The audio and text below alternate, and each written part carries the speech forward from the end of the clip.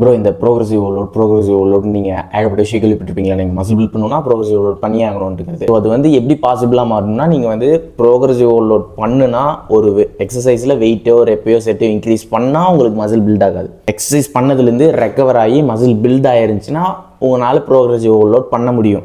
So இது வந்து அப்படியே ஆப்போசிட். நீங்கள் ப்ரோக்ரஸிவ் ஓவர்லோட் பண்ணால் மசில் பில்ட் ஆகுங்கிறது கிடையாது. மசில் பில்ட் ஆச்சுன்னா தான் நீங்கள் வந்து ப்ரோக்ரஸிவ் ஓவர்லோட் பண்ணுறதா அர்த்தம்.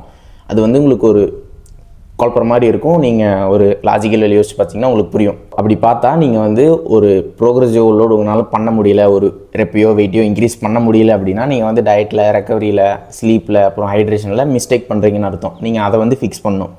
ஸோ இப்போ நீங்கள் வந்து கவலைப்பட்டுக்க வேணாம். நீங்கள் வந்து உங்களால் வெயிட் இன்க்ரீஸ் பண்ண முடியல, ரெப்போ வந்து இன்க்ரீஸ் பண்ண முடியல அப்படின்னா நீங்கள் அதில் ஏதோ தப்பு பண்ணுறீங்கன்னு அர்த்தம், அந்த ரெக்கவரி பார்ட்டில், டயட் பார்ட்டில். ஸோ கன்க்ளூஷன் என்னென்னா, நீங்கள் வந்து மசில் பில்ட் ஆகிருந்துச்சுன்னா உங்களால் ப்ரோக்ரஸிவ் ஓவர்லோட் ஈஸியாக பண்ண முடியும். நீங்கள் ப்ரோக்ரஸிவ் ஓவர்லோட் பண்ணுறதுனால உங்கள் மசில் வந்து பில்ட் ஆகாது. மசில் பில்ட் ஆகிறதுங்காட்டி தான் உங்கள் ப்ரோக்ரஸிவ் ஓவர்லோட் வந்து பாசிபிளாக மாறும்.